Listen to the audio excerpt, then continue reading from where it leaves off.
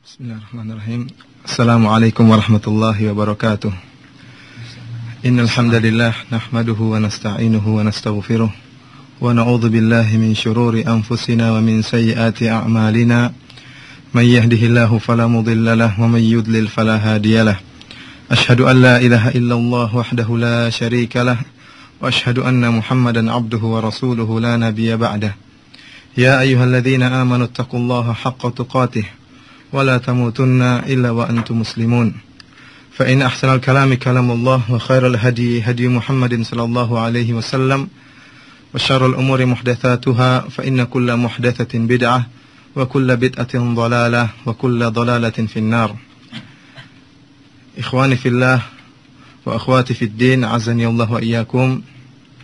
Para pendengar Radio Roja sekalian yang dirahmati oleh Allah Subhanahu wa taala, sungguhnya dakwah memiliki keutamaan yang sangat agung. Yang dijelaskan keutamaan dakwah ini dalam dalil-dalil yang begitu banyak, yang kita semuanya mungkin telah mengetahui akan keutamaan-keutamaan tersebut. Di antaranya firman Allah Subhanahu wa taala, "Wa man ahsanu qawlan mimman da'a ila Allah." Yang artinya barang siapakah yang perkataannya lebih baik dari orang yang berdakwah kepada Allah Subhanahu wa taala. Kemudian juga Allah Subhanahu wa taala berfirman, "Kuntum khairu ummatin ukhrijat lin-nas ta'muruna bil ma'ruf wa tanhauna 'anil munkar wa tu'minuna billah." Kalian adalah umat yang terbaik, ya.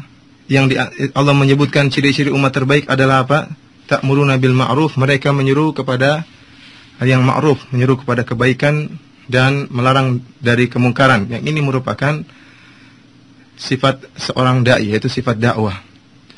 Kemudian juga Rasulullah sallallahu alaihi wasallam pernah bersabda, "La yahdiyallahu bika rajulan wahidan khairun laka min humurin na'am." Bahwasanya jikalau Allah Subhanahu wa taala memberi petunjuk kepada seorang dengan sebab engkau, maka itu lebih baik bagimu dari mendapatkan unta yang merah. Yang unta yang merah itu di sisi orang-orang Arab terdahulu merupakan harta yang paling mulia. Artinya apa? Artinya tatkala engkau berdakwah, kemudian ada seseorang mendapatkan petunjuk dengan sebab dakwahmu, maka itu lebih baik daripada engkau mendapatkan Mercedes-Benz misalnya, atau mendapatkan mobil yang mewah. Lebih baik engkau itu lebih baik daripada engkau mendapatkan kemewahan dunia seperti itu. Ikhwani, akan tetapi para pendengar sekalian, saya ingin mengajak pendengar sekalian merenungkan satu hadis tentang keutamaan dakwah, hadis yang sangat agung, yang dimana Rasulullah sallallahu alaihi wasallam pernah bersabda, "Man dalla ala khairin falahu mithlu ajri fa'ilihi." Yang artinya barang siapa yang menyuruh kepada kebaikan, kebaikan apa saja, pokoknya disebut dengan kebaikan, maka falahu mithlu ajri fa'ilihi. Jika kemudian diamalkan oleh seorang, maka orang yang mendakwakan ini akan mendapatkan pahala orang yang mengamalkan. Artinya apa? Kalau kita berdakwah, mendakwakan suatu kebaikan, alhamdulillah ada 10 orang yang mengamalkannya, maka seluruh amalan mereka akibat dakwah kita itu, pahala juga akan mengalir kepada kita. Ini subhanallah janji yang sangat besar bagi orang-orang yang berdakwah. Bagaimana lagi jika ternyata dakwah kita didengar oleh banyak orang, ribuan orang yang mendengarkannya, ya. Kemudian mereka mengamalkan apa yang telah kita sampaikan, maka betapa banyak pahala yang akan mengalir kepada kita. Oleh karena itu, ikhwani fillah wa akhwati fid din, para pendengar sekalian, bapak-bapak dan ibu yang dirahmati oleh Allah Subhanahu wa taala, dari sini kita pahami betapa besar kedudukan Nabi sallallahu alaihi wasallam. Betapa tinggi derajat beliau sallallahu alaihi wasallam, karena beliau adalah awalud du'at, beliau adalah dai yang pertama. Dai yang pertama yang menyuruhkan Islam, ya. Sehingga semua amalan yang dilakukan oleh kaum muslimin sejak zaman beliau sampai hari kiamat, semuanya pahala juga akan mengalir kepada Nabi sallallahu alaihi wasallam, ya. Ini menunjukkan bagaimana ketinggian kedudukan beliau. Oleh karena itu, ikhwani, tatkala kita mengetahui kedudukan Nabi sallallahu alaihi wasallam yang sangat tinggi ini, yang kalaulah kita mau merenungkan bagaimana ketinggian juga sahabat beliau seperti Abu Bakar radhiyallahu taala anhu.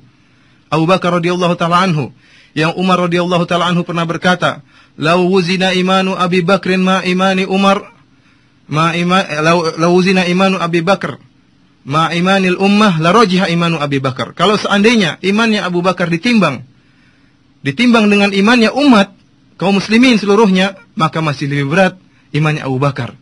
Orang yang sangat bertakwa kepada Allah Subhanahu wa taala, sahabat pertama yang dijamin masuk surga. Namun ketahuilah ikhwah fillah, azani Allah wa iyyakum, Abu Bakar hanyalah satu dari jutaan kebaikan Nabi sallallahu alaihi wasallam. Yang Abu Bakar tidak bisa dibandingkan dengan Nabi sallallahu alaihi wasallam. Kalau Abu Bakar yang tingginya seperti itu tidak bisa dibandingkan dengan Nabi sallallahu alaihi wasallam, bagaimana dengan orang-orang selain beliau radhiyallahu taala anhu? Ikhwani fillah, azani Allah wa iyyakum, para pendengar sekalian, oleh karena itu kita pahami beberapa kesalahpahaman yang beredar ya di sebagian masyarakat kita. Seperti keyakinan bahwasanya wali itu lebih baik daripada nabi. Sebagaimana perkataan orang-orang yang sesat, mereka mengatakan maqamun nubuwati fi barzakhin fuwaikir rasul wa dunal wali. Bahwasanya kedudukan kenabian itu kedudukannya sedikit di atas kerasulan namun di bawah kewalian. Artinya mereka mengatakan secara kedudukan maka yang paling rendah adalah rasul. Kemudian yang di tengah, di barzakh, di antara yaitu kedudukan kenabian, dan yang paling tinggi adalah wali. Ini adalah kebatilan. Bagaimana seorang wali bisa lebih baik daripada nabi? Ya. Dan ini subhanallah, ikhwani fillah wa akhwati fiddin, azani Allah wa iyyakum, dipraktikkan oleh mereka. Bahkan baru-baru saja telah meninggal seorang wali tersohor yang terdapat di Kalimantan. Yang sebelum meninggalnya dia mengatakan, saya pergi umrah, kemudian ke Tanah Suci, kemudian saya mengunjungi kuburan Nabi sallallahu alaihi wasallam. Maka Nabi sallallahu alaihi wasallam pun keluar dari kuburannya, kemudian mencium lututku. Ya. Dia menganggap dirinya lebih tinggi daripada Nabi. Ya. Dan pemikiran ini sudah ada sejak zaman dulu di kalangan orang-orang sufi. Dari tatkala kita menjelaskan bagaimana tingginya kedudukan Nabi sallallahu alaihi wasallam, kita tahu bahwasanya pendapat seperti ini adalah pendapat yang batil. Bagaimana wali bisa lebih tinggi daripada Nabi? Padahal wali itu merupakan salah satu kebaikan daripada kebaikan Nabi sallallahu alaihi wasallam. Seluruh kebaikan yang dilakukan oleh wali, pahalanya akan mengalir kepada Nabi sallallahu alaihi wasallam. Ya. Saya ulangi, wali adalah salah satu kebaikan dari jutaan kebaikan Nabi sallallahu alaihi wasallam. Seluruh kebaikan wali, kalau dilakukan oleh sang wali, maka pahalanya semuanya akan mengalir kepada Nabi sallallahu alaihi wasallam. Karena tidaklah wali mendapat hidayah kecuali melalui jalan Rasulullah sallallahu alaihi wasallam. Ini kesalahan yang pertama. Kesalahan yang lain yang beredar di sebagian masyarakat kita, kesalahan kedua, yang mereka mengatakan bahwasanya kita mengirim pahala kepada Nabi, mengirim Al-Fatihah kepada Nabi sallallahu alaihi wasallam. Kita katakan ini juga pemahaman yang keliru, ya. Bahwasanya mengirim pahala itu diperbolehkan, mengirim pahala mengaji, mengirim pahala Al-Fatihah, ya. Bahkan mazhab Syafi'iyah menyatakan bahwasanya ini tidak diperbolehkan. Ya. Kalau kita bantah melalui apa yang telah kita bicarakan ini tentang kedudukan Nabi sallallahu alaihi wasallam, maka kita katakan buat apa kita mengirim Al-Fatihah, pahala Al-Fatihah kepada Nabi sallallahu alaihi wasallam? Sedangkan seluruh amalan kita pahalanya akan mengalir kepada Nabi sallallahu alaihi wasallam. Tidak perlu kita kirimkan Al-Fatihah, pahalanya sudah mengalir kepada Nabi sallallahu alaihi wasallam. Oleh karena itu tidak seorang sahabat pun yang mereka mengirim-ngirim pahala kepada Nabi sallallahu alaihi wasallam. Baca Al-Fatihah dikirimkan pahalanya. Al-Fatihah itu tidak pernah diterapkan oleh generasi terbaik umat ini, yaitu generasi para sahabat ridwanullahi alaihim. Ikhwani, kemudian kesalahan ketiga yang tersebar di masyarakat, yang kita bisa bantah dengan menunjukkan keagungan Nabi sallallahu alaihi wasallam, yaitu tatkala sebagian masyarakat kita memahami bolehnya kita mengambil barokah dari seorang kiai dengan mengkiaskan kepada, menganalogikan kepada Nabi sallallahu alaihi wasallam. Jadi sebagaimana Nabi sallallahu alaihi wasallam boleh diambil berkahnya, air liurnya berbarokah, keringatnya berbarokah, jasadnya berbarokah, maka jika demikian kiai atau wali pun berbarokah. Boleh kita ambil barokah dengan meminum bekas minumnya, atau dengan mengusapkan tangan kita ke keringat dia, ya. Atau kita mengambil air liur sang kiai dengan mengkiaskan kepada Nabi Shallallahu Alaihi Wasallam. Kita katakan ini pemahaman yang batil. Ya. Yang pertama, hal ini tidak pernah dilakukan oleh para sahabat sesama mereka. Para sahabat hanyalah mengambil barokah dari Nabi Shallallahu Alaihi Wasallam. Adapun di antara mereka, Abu Bakar misalnya radhiyallahu taala anhu, tidak ada seorang pun yang datang kepada Abu Bakar kemudian mencari-cari barokah dari sisa air minum beliau atau dengan mengambil keringat beliau. Tidak ada. Demikian juga Umar, demikian juga Utsman, demikian juga Ali, dan demikian sahabat yang lainnya. Hal ini menunjukkan bahwasanya mengambil barokah dari jasad Nabi, dari jasad atau dari air liur, itu semuanya merupakan kekhususan Nabi Shallallahu Alaihi Wasallam. Bagaimana mungkin kita bisa menyamakan seorang kiai dengan Nabi Shallallahu Alaihi Wasallam? Bukankah tingkat kesolehan antara seorang Nabi Shallallahu Alaihi Wasallam dengan kiai sangat jauh berbeda? Telah kita jelaskan, Abu Bakar saja yang luar biasa imannya, yang digelar oleh Nabi Shallallahu Alaihi Wasallam As-Siddiq, yang selalu membenarkan, tingkat keimanannya luar biasa. Yang kata Umar, kalau seandainya iman Abu Bakar ditimbang dengan imannya umat, seluruhnya masih lebih berat iman Abu Bakar. Itu saja yang dijamin masuk surga oleh Allah Subhanahu Wa Taala, ya, melalui lisan Rasulullah Shallallahu Alaihi Wasallam. Tidak bisa kita ambil barokahnya. Tidak pernah diterapkan oleh sahabat yang lain. Padahal mereka tahu Abu Bakar bagaimana ketinggiannya di sisi Allah. Mereka tahu bagaimana Abu Bakar telah dijamin masuk surga. Namun tidak seorang pun dari sahabat yang lain mengambil berkah dari air liur beliau atau dari keringat beliau atau yang lainnya. Jikalau Abu Bakar saja demikian, bagaimana dengan Pak Kiai zaman sekarang? Yang imannya tentunya jauh dari Abu Bakar dibandingkan dengan Abu Bakar. Terus kita tidak tahu Pak Kiai itu apakah Pak Kiai itu benar-benar imannya murni, bertauhid, tidak terselamatkan dari kesyirikan? Kita tidak tahu. Bukankah banyak dukun-dukun, ya, yang bisa nyantet, bahkan mengajarkan santet, mengajarkan jimat-jimat, mengaku-ngaku dirinya Pak Kiai? Kita tidak tahu bagaimana kedudukan Kiai, imannya benar nggak, bersih nggak dari kesyirikan. Ini pertama. Kedua, kita tidak tahu apakah Pak Kiai tadi itu dijamin masuk surga sebagaimana Abu Bakar. Bagaimana meninggalnya nanti? Belum tentu dijamin masuk surga. Oleh karena itu, membandingkan Pak Kiai dengan Abu Bakar saja sudah tidak bisa kita bandingkan. Apalagi kita menyamakan antara Pak Kiai dengan Rasulullah Shallallahu Alaihi Wasallam. Saya ingin perluas sedikit dan saya harap para pendengar sabar, ya. Saya ajak para pendengar sedikit untuk berpikir tentang dalil mereka. Kalau kita tanyakan kepada mereka yang mengatakan boleh mencari barokah dari Pak Kiai, kita tanyakan apa dalil antum boleh mengambil barokah dari Pak Kiai.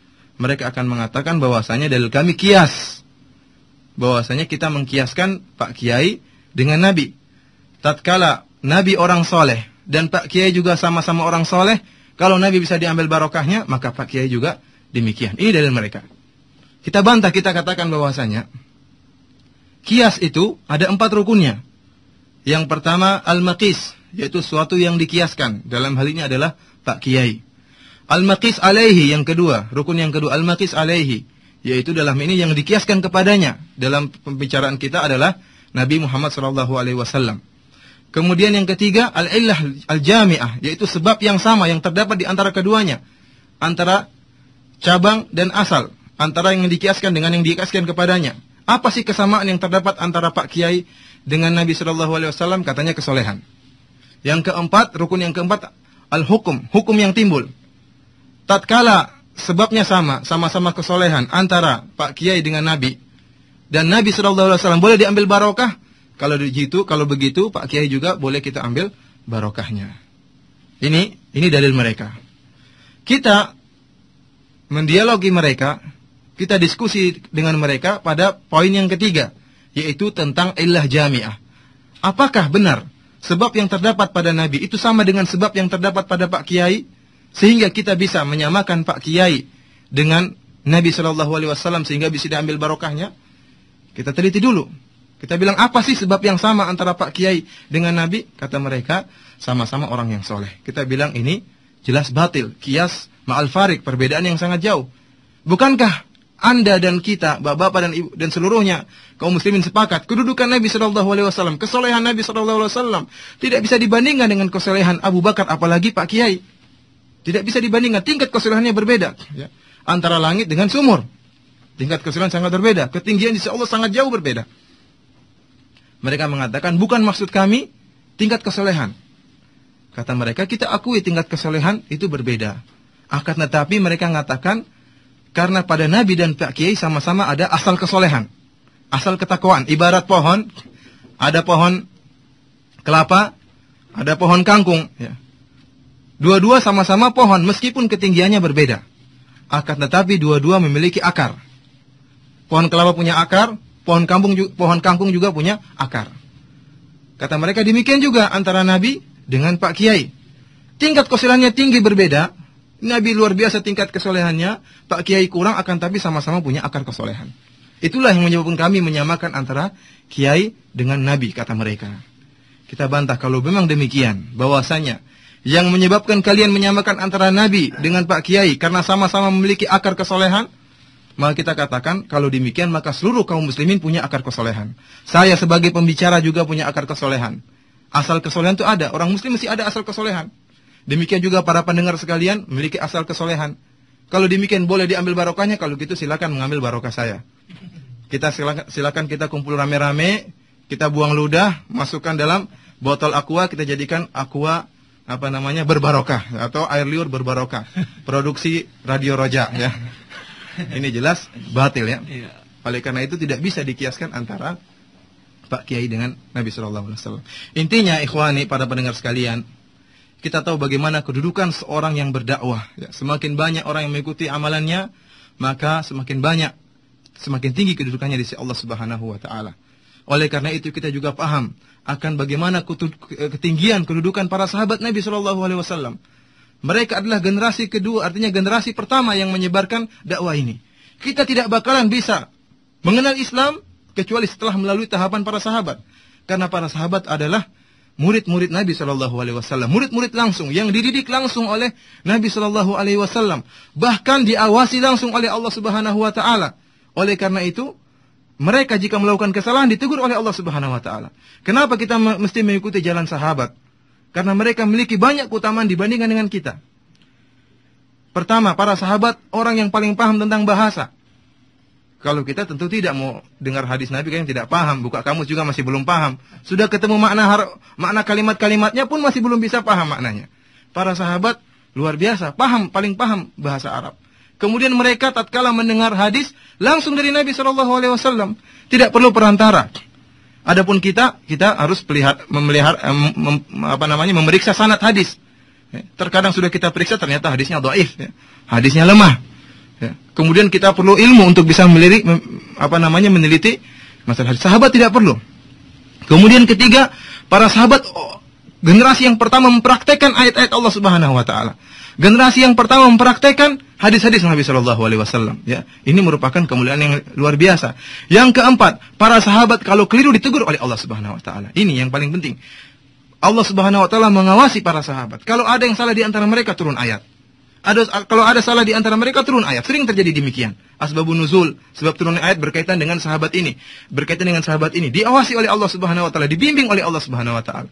Oleh karena itu Jabir bin Abdullah mengatakan bolehnya azal, ya, mengeluarkan mani, seorang suami mengeluarkan mani dari kemaluan istrinya, ya, dengan dalil apa? Kunna na'zil wal Qur'anu yanzil. Kita dulu di zaman sahabat berazal dan Al-Qur'an turun. Allah tidak menegur, menunjukkan bolehnya berazal. Kita berazal dan Al-Qur'an turun, Allah tidak negur. Berarti bolehnya berazal. Ini menunjukkan bahwasanya Allah mengawasi bagaimana para sahabat mempraktekkan ayat-ayat Allah dan mempraktekkan hadis-hadis Rasulullah sallallahu alaihi wasallam. Dan kemuliaan yang sangat besar yang mereka miliki berkaitan dengan bahasan kita, mereka adalah generasi dai kedua. Artinya dai pertama adalah Rasulullah sallallahu alaihi wasallam dan dai kedua adalah para sahabat. Sehingga seluruh amalan atau seluruh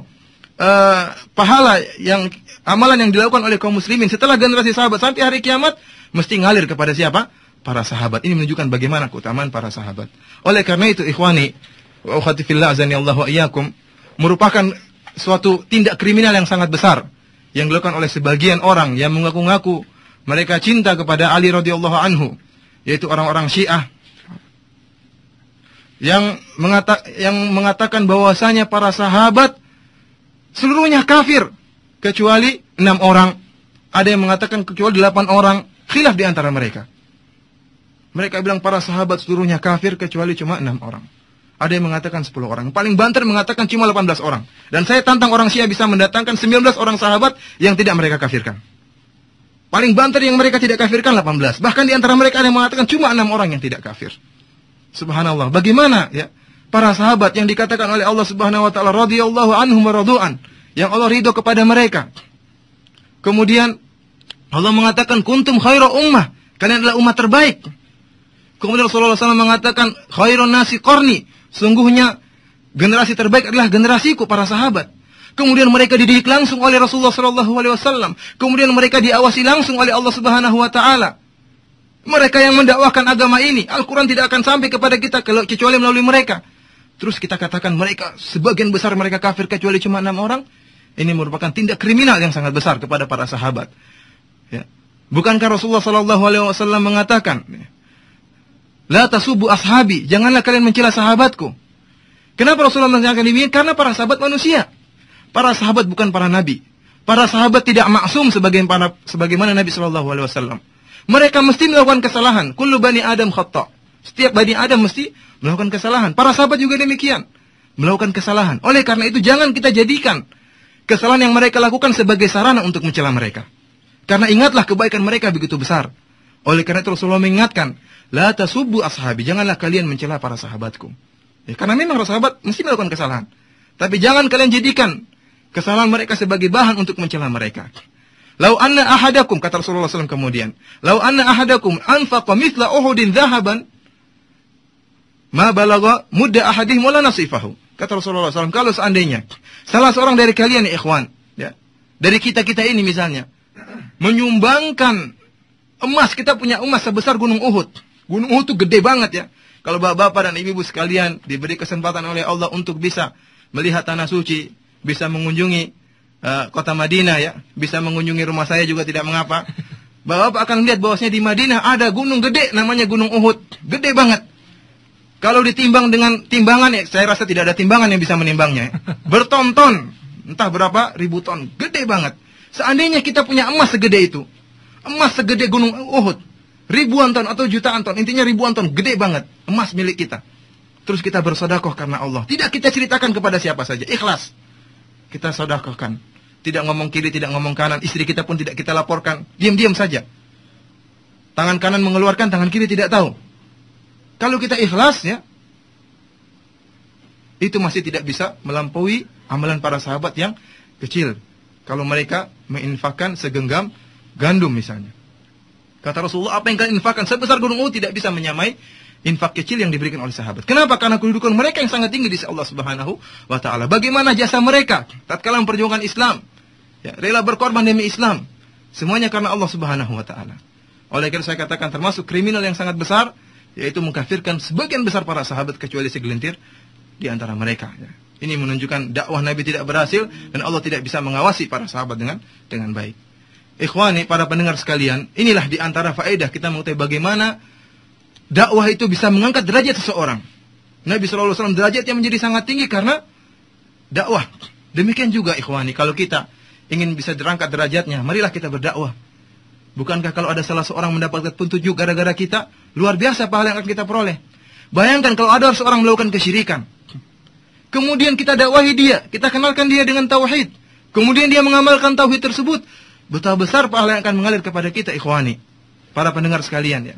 Bukankah Rasulullah SAW pernah bersabda, Wallahi lau annal samawati sab'a wa amirahunna ghairi wal ardina sab'a fi kifatin wa la ilaha illallah fi kifatin malat bihinna la ilaha illallah. Kalau seandainya langit yang 7 ya, beserta penghuninya selain Allah Subhanahu wa taala, kemudian bumi yang 7 ditaruh di daun timbangan, kemudian daun timbangan yang satu diletakkan la ilaha illallah, masih lebih berat la ilaha illallah. Masih berat amalan tauhid daripada langit dan bumi. Cobalah kita bayangkan, ada seorang berbuat kesyirikan, memiliki keyakinan terhadap jimat-jimat, meyakini keyakinan terhadap sihir-sihir, ya, melakukan sihir. Kemudian kita beri petunjuk, kita dakwahi, kita kasih kaset, atau kita suruh dengarkan radio Roja misalnya. Dia dapat hidayah, maka subhanallah, betapa besar pahala yang kita akan peroleh. Lebih berat daripada langit yang 7, lebih berat daripada bumi yang 7. Ikhwani fillah azanillahu wa iyyakum. Kalaulah kita renungkan hadis yang sangat agung ini, barang siapa yang beri petunjuk kepada kebaikan, maka dia akan peroleh amalan pahala orang yang mengamalkannya. Inilah hadis yang sangat agung, yang sangat luar biasa ya. Ikhwani fillah azanillahu wa iyyakum, saya tidak ingin panjang lebar tentang keutamaan dakwah. Para pendengar sekalian mungkin sudah lebih banyak lagi baca di buku-buku tentang keutamaan dakwah. Kemudian ikhwani, wa akhwati fid din azani Allah wa iyyakum. Bapak dan ibu-ibu sekalian, namun perhatikan bahwasanya ya, mungkin kita semangat berdakwah, akan tapi di sana ada etika-etika yang harus kita perhatikan dalam berdakwah. Ini mungkin semua para pendengar telah mengetahuinya, namun saya hanya sekedar mimbabi tadzkir, mengingatkan diri saya pribadi dan mengingatkan para pendengar sekalian, ya. Bahwasanya tatkala kita berdakwah, kita ikhlas hendaknya, ya. Karena ikhlas adalah landasan semua amal. Allah Subhanahu wa taala mengatakan, "Ya ayuhan nabi, inna arsalnaka syahidan wa mubasysyiran wa nadhira wa da'iyan ila Allah bi'idnihi wa sirajan munira." Wahai nabi, ya, kata Allah Subhanahu wa taala, sungguhnya kami mengutus engkau, ya, sebagai pemberi kabar gembira, ya, kemudian sebagai pemberi peringatan, wa da'iyan ila Allah, dan dai kepada Allah, dai yang ikhlas, yang menyeru kepada Allah Subhanahu wa taala. Perhatikan ini. Nabi disifati oleh Allah sebagai dai ila Allah, yang menyeru kepada Allah. Kemudian dalam ayat yang lain surat Yusuf, "Qul hadhihi sabili ad'u ila Allah." Katakanlah wahai Muhammad sallallahu alaihi wasallam, inilah jalanku, aku menyeru kepada Allah. Sehingga dakwah yang benar adalah dakwah yang ikhlas, yang diniatkan untuk menyeru kepada Allah. Kita bukanlah berdakwah untuk orang tertarik kepada cara pembicaraan kita, agar orang berkeliling di sekitar kita. Ini dakwah yang tidak ikhlas. Sehingga timbul, ya, tatkala kita berdakwah, kemudian ada orang lain berdakwah dengan dakwah yang sama, dakwah tauhid. Kemudian orang-orang tersebut, murid kita, lari kepada dia karena lebih bagus pembicaraannya, kita pun marah. Ini menunjukkan kita tidak ikhlas. Karena berarti kita selama ini berdakwah untuk diri kita, agar orang-orang keliling di sekitar kita. Timbul hasad. Ya, tatkala kita ada orang lebih pandai berdakwahnya daripada kita, lebih tinggi ilmunya, kemudian namanya suatu yang biasa, orang-orang mencari yang lebih alim. Kemudian kita hasad. Ini salah.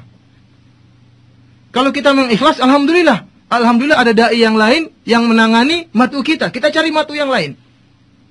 Dan kita akan teruji keikhlasan kita tatkala ada orang yang menyaingi kita dalam berdakwah. Apa kita ikhlas?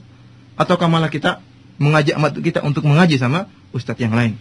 Oleh karena ikhwani fillah azani Allahu ayyakum, kita berdakwah bukan mencari pengikut, ya. Dan jangan kita terpedaya tatkala kita berdakwah kemudian banyak orang di sekeliling kita. Jangan kemudian kita menganggap berarti kita ini hebat, berarti kita ini wow di sisi Allah. Buktinya orang-orang berkumpul di sekitar kita. Tidak, ikhwani. Yang lebih mengetahui antum sekalian adalah antum sendiri. Bukankah antum banyak melakukan kemaksiatan? Bukankah antum tidak bisa menjaga lisan antum? Bukankah antum tidak bisa menjaga hati antum? Mungkin hasad, mungkin suudzon. Terlalu banyak dosa yang kita lakukan dengan hati kita. Terlalu banyak dosa yang kita lakukan dengan lisan kita. Oleh karena itu, kita harus ikhlas dalam berdakwah, ya.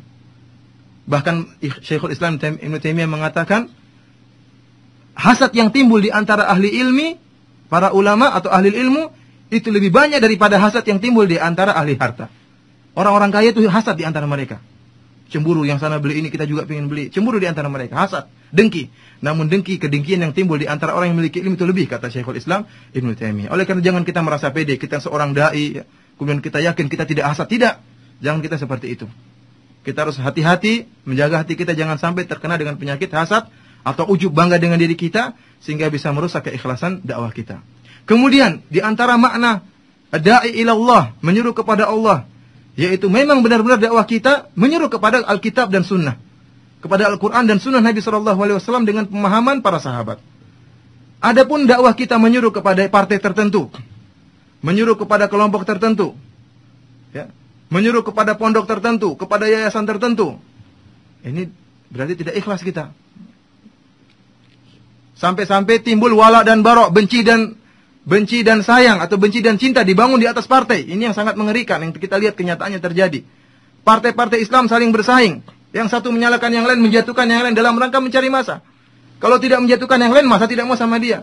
Membanggakan apa yang dia miliki supaya dipilih oleh massa. Kemudian menjatuhkan partai yang lain. Kalau ada orang ikut partai yang lain, dia benci. Dia bangun wala dan bara di atas partai. Ini dakwah yang tidak benar. Bukan kepada Allah Subhanahu wa ta'ala. Dakwah bukan kepada kitab dan sunnah. Oleh karena itu, ikhwani, para pendengar sekalian, hati-hati, ya. Tatkala kita berdakwah, kita ikhlas, benar-benar mengharapkan wajah Allah Subhanahu wa ta'ala. Kemudian, ikhwani, ya, di antara etika dalam berdakwah, ini yang sangat penting, yaitu kita hikmah dalam berdakwah, bersikap lemah lembut dalam berdakwah, ya. Demikianlah sifat Rasulullah SAW Bayangkan betapa banyak orang tatkala bertemu dengan Rasulullah SAW, mendengar tutur katanya, langsung masuk Islam. Kenapa? Karena akhlak beliau yang luar biasa. Seorang dai yang baik, yang bertutur kata yang lembut, kalau ada orang ketemu dengan dia langsung jatuh cinta dengan perkataan pertama. Langsung tertarik dengan dai ini. Ini harus seperti itu. Orang mengenal kita sebagai orang-orang yang baik. Bukan tatkala kita jadi dai malah sangar, malah mengerikan, orang takut. Ini bagaimana ini seperti ini? Bukankah kita mencintai Rasulullah SAW? Maka narifku fi syai'in illa zanah. Illa zanah. Tidaklah kelembutan dalam segala perkara kecuali akan apa namanya? Menghiasinya. Ya. Memang benar kita terkadang harus keras. Tapi asalnya dalam dakwah adalah kita lembut. Asal dalam dakwah kita adalah dalam kelembutan. Kemudian ikhwani ya. Sebenarnya banyak etika yang ingin Anda sampaikan. Cuma Anda ingin kasih antum praktek nyata yang disebutkan oleh Allah Subhanahu wa taala dan tentang bagaimana cara berdakwah. Para ulama menyebutkan bahwasanya surat Yusuf itu disebut dengan surat dakwah. Kenapa? Karena dalamnya banyak ayat-ayat yang berkaitan dengan dakwah. Seperti tadi yang kita bacakan, qul hadhihi sabili dan seterusnya. Kemudian ikhwani, para pendengar sekalian, dalam surat Yusuf dijelaskan bagaimana Yusuf alaihissalam berdakwah kepada dua orang yang masuk penjara. Kita akan sedikit renungkan bagaimana cara Yusuf berdakwah sehingga kita bisa meniru, mencontoh, menjadikan beliau toladan dalam berdakwah. Kita tahu semuanya bahwasanya Yusuf alaihissalam di penjara Al-Kisah karena karena fitnah, yang ujian yang dia hadapi yang begitu besar. Tatkala dia dilempar oleh kakak-kakaknya atau saudara-saudaranya ke dalam sumur, kemudian akhirnya dia dibeli dan dipelihara oleh seorang raja yang memiliki permaisuri yang sangat cantik jelita. Yang permaisuri yang sangat cantik jelita ini berusaha untuk merayu, menundukkan Yusuf alaihissalam.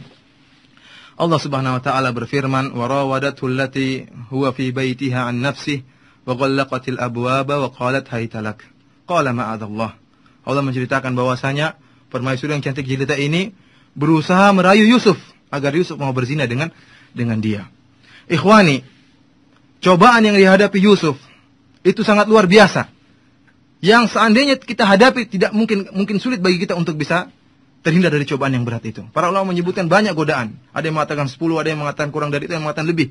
10 godaan besar yang dihadapi oleh Yusuf alaihissalam. Di antara 10 godaan tersebut, pertama, Yusuf alaihissalam adalah orang yang gharib, orang yang asing. Namanya orang yang asing itu lebih mudah terdorong untuk melakukan kemaksiatan daripada orang yang tidak asing. Artinya seperti kita lihat kenyataan yang ada. Orang terkadang, orang nakal, orang penjahat, kalau ingin menyolong, ingin mencuri, dia tidak mau nyolong di kampungnya sendiri. Dia mau nyolongnya di mana? Di kampung tetangga. Kenapa? Kalau nyolong ketahuan di kampungnya, malu. Dia malu, orang tuanya malu. Akhirnya dia, kalau kampung tetangga 5 kilo atau 6 kilo digebabak belur, tidak ada yang kenal sama dia. Dia tidak malu. Oleh karena itu, keasingan itu terkadang mendorong orang untuk melakukan kemaksiatan. Dan ini dihadapi oleh Yusuf. Dia adalah orang yang asing. Kedua, ikhwani, Yusuf alaihissalam orang yang sangat tampan. Tampannya luar biasa. Disebut dalam riwayat bahwasanya u'tiya syatral jamal. Nabi Yusuf alaihissalam diberikan setengah ketampanan. Kalau kita ini berapa? 1/4 ketampanan. Intinya, Yusuf alaihissalam setengah ketampanan. Luar biasa ketampanannya. Dan orang yang tampan itu lebih mudah untuk bermaksiat daripada orang yang tidak tampan. Demikian atau tidak? Iya. Kalau orang jelek ya malu-malu untuk goda cewek, istilahnya gitu. Tapi kalau tampan berani suit-suit ya. Karena pede. Ini godaan yang luar biasa juga. Yang ketiga, Yusuf masih muda.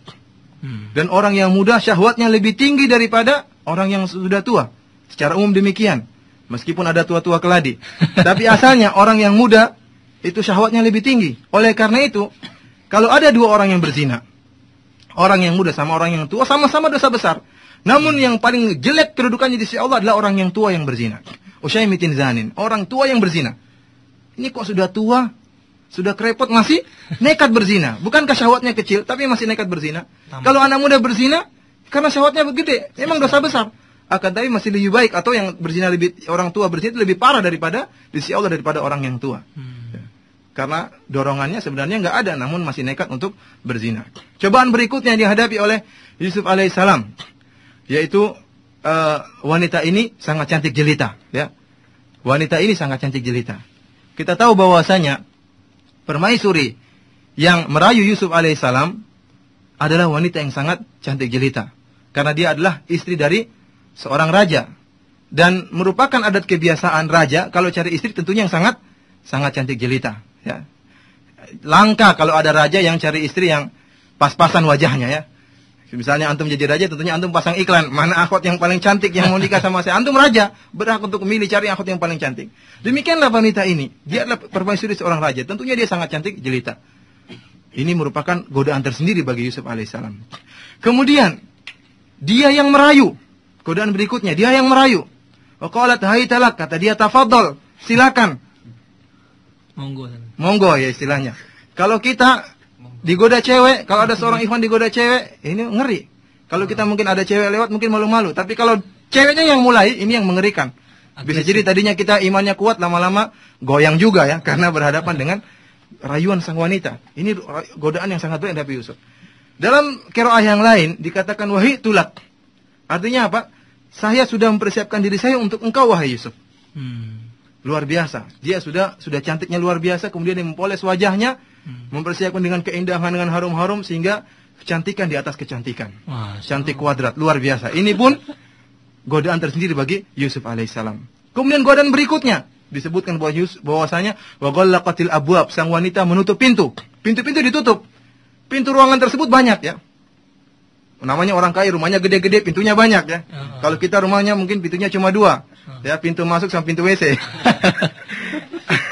Adapun pintunya semuanya banyak ditutup, sehingga tidak ada kesempatan orang untuk masuk. Sehingga tatkala mereka bermaksiat tidak akan ada yang tahu. Akhirnya semua sebab yang mendorong Yusuf untuk melakukan kemaksiatan ada. Namun dengan tegarnya Yusuf alaihissalam bisa menghadapi cobaan tadi. Bahkan Allah menyebutkan walaqad hammat bih, sang wanita sudah sangat kepingin dengan Yusuf.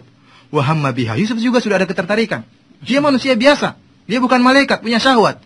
Wa hamma biha, dia juga sudah kepingin, namun laula ar-ra'a burhana rabbi, karena dia melihat petunjuk dari Allah Subhanahu wa taala, sehingga akhirnya dengan kekuatan yang luar biasa, imannya yang sangat tinggi, dia pun bisa meninggalkan cobaan tersebut. Yang seandainya kalau kita dihadapkan dengan cobaan tadi, 1 godaan saja sudah KO, apalagi 10 godaan yang luar biasa yang sangat berat tersebut. Ikhwani, para pendengar sekalian, akhirnya wastabaqal bab wa qaddat qamisahu min duburin fa alfa ya sayyidaha ladal bab. Akhirnya Yusuf melarikan diri dan dikejar oleh permaisuri ini. Akhirnya ditarik bajunya dari belakang. Tahu-tahu pas depan pintu ada suaminya. Bayangkan kalau antum jadi posisi wanita tadi, mungkin sudah KO, gelagapan, nggak bisa ngomong.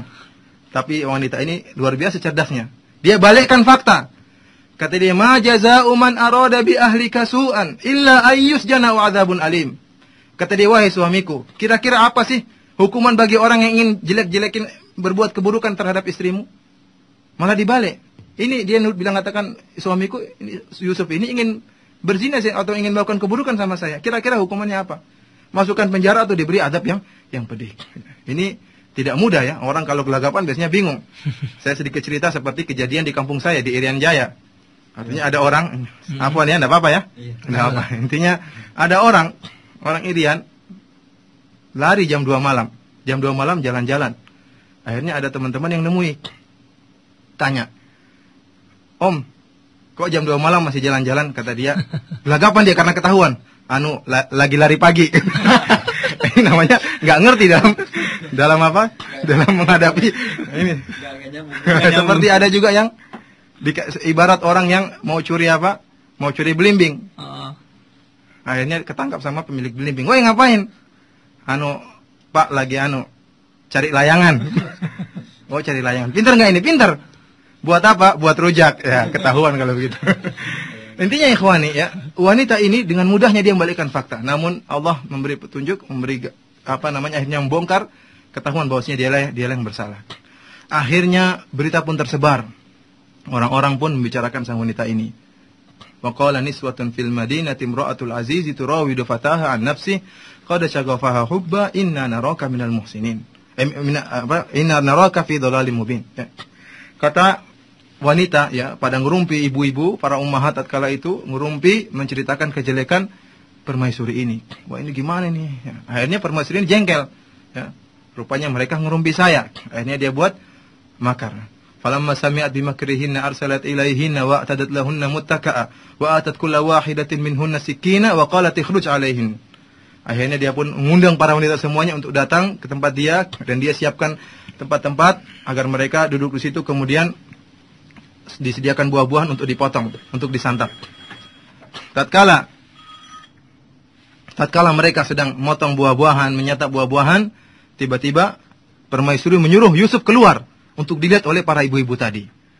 Tatkala melihat Yusuf, falamma ra'aynahu akbarnahu wa qatta'na aydiyahunna wa qulna hasya lillahi ma hadza basyara. Tatkala melihat Yusuf keluar, baru lihat sedetik saja sudah KO, langsung tangannya dipotong. Mereka motong tangan-tangan mereka tanpa sadar. Menunjukkan bagaimana tampannya Yusuf sehingga mereka tatkala potong tangan mereka tidak sadar. Kita melihat wanita secantik apapun kalau dicubit rasa, apalagi motong tangan rasa. Ini luar biasa tampannya Yusuf yang kita tidak bisa bayangkan bagaimana tampannya. Sehingga para wanita motong-motong tangan mereka. Akhirnya apa kata permaisuri? Qalat fadzalikunna alladzi lumtunnani fi. Itu yang kalian dulu celah-celah saya.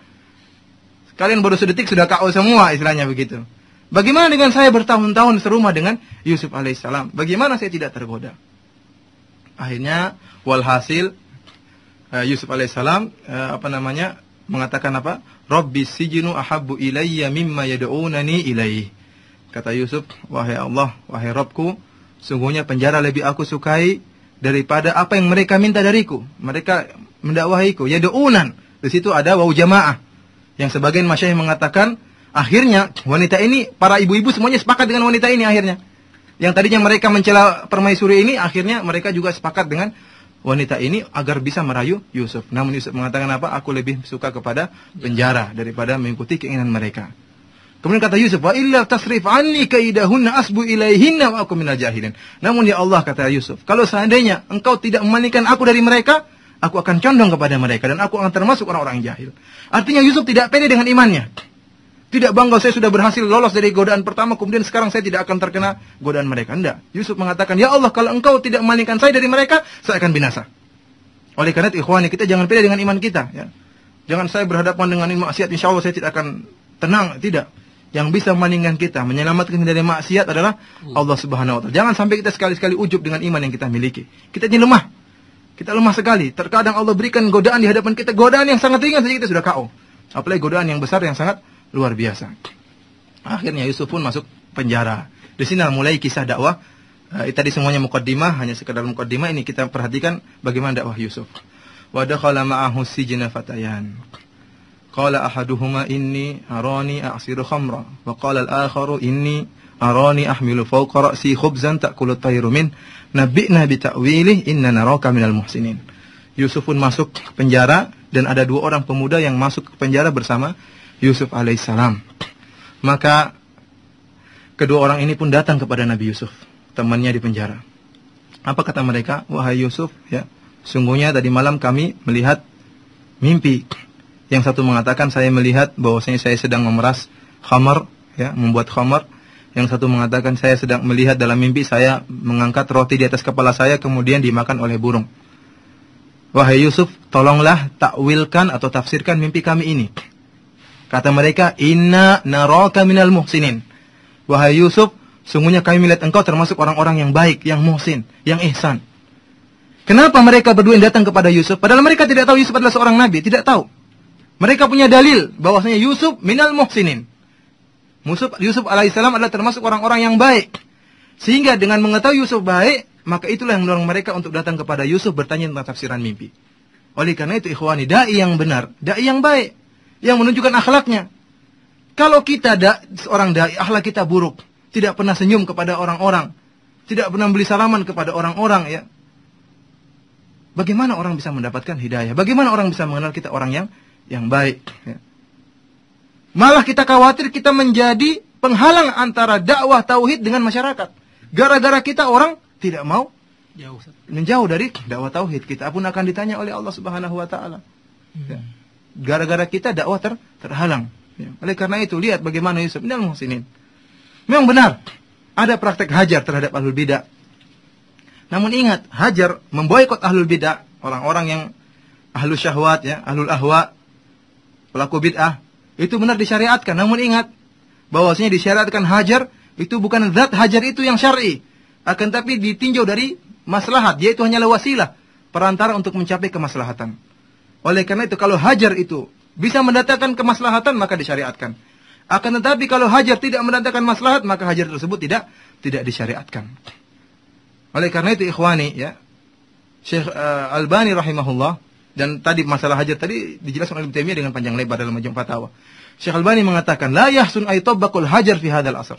La yahsun ay tabbaqal hajar fi hadzal asr. Kata Syekh Albani rahimahullah bahwasanya hajar mubtadi tidak cocok untuk diterapkan pada zaman sekarang ini. Kenapa kata Syekh Albani? Li'anna ahlul bidah humul ghalibun. Karena ahlul bidah mereka yang dominan sekarang ini. Bagaimana antum menghajar ahlul bidah, antum komunitas yang sedikit, antum minoritas, tidak ada manfaatnya. Mereka malah semakin mengejek antum, malah semakin mengatakan, lihat ada seorang salafi atau seorang ahli tauhid yang dia tidak mau nyalami orang. Ahlak seperti apa itu? Mereka pikirnya sederhana, kok ada orang tidak beri salam? Kok ada orang mukanya sangar? Ya? Ini berarti orang jelek. Itu pandangan orang umum. Oleh karena itu, tatkala kita menghajar, boleh menerapkan hajar ya. Ini bukan saya mengatakan hajar tidak boleh, boleh. Tapi lihat, ukurlah kemaslahatan. Karena sebagian orang menyangka bahwasanya hajar itu harus. Kalau tidak hajar dia berdosa, itu salah. Lihat, hajar itu menimbang maslahat dan mudarat. Ya. Kalau zaman dulu, zaman salaf, hajar itu sangat perlu. Karena ahlul bidah mereka sedikit, sehingga kalau dihajar mereka taubat. Adapun sekarang kita hajar ahlul bidah, mereka semakin parah. Mereka semakin parah. Kalau zaman dahulu para salaf mengatakan lebih baik aku bertetangga dengan bayi-babi dan monyet-monyet daripada bertetangga dengan ahlul bidah. Namun sekarang sulit kita terapkan itu. Coba kita terapkan, lebih baik bertetangga dengan bayi-babi dan monyet daripada ahlul bidah, mau tinggal di mana? Apalagi kita mudah membedakan orang ini mubtadi, mau tinggal di mana? Tinggal di kebun binatang. Di goa. Intinya, melihat nas-nas salaf kita harus perhatikan ya, bagaimana kondisi zaman dulu dengan kondisi zaman sekarang. Kalau memang maslahatnya benar-benar ada, silakan terapkan hajar. Silakan kita memboikot ahlul bidah. Namun kalau tidak cocok, terus kita memboikot sebenarnya tidak disyariatkan, kemudian dengan wajah yang sangat tidak memberi salam. Nah ini kasihan ya. Bukankah ahlul bidah zaman sekarang, bukankah kita dulu pernah tenggelam dalam bid'ah? Ya. Bukankah kita dulu pernah tenggelam, mungkin di antara kita tenggelam dalam kesyirikan, tenggelam dalam kebid'ahan. Bagaimana dulu kita mendapat hidayah? Dengan seorang yang lembut, yang datang kepada kita, mau berdialog dengan kita, barulah kita dapat hidayah. Banyak yang seperti itu. Dapat hidayah kenapa? Karena ada seorang yang baik, yang ngerti tauhid, mau datang kepada kita dan berdialog dengan kita. Oleh karena itu ikhwani, kalau antum merasa mampu untuk mendakwahi ahlul bidah, maka datangi.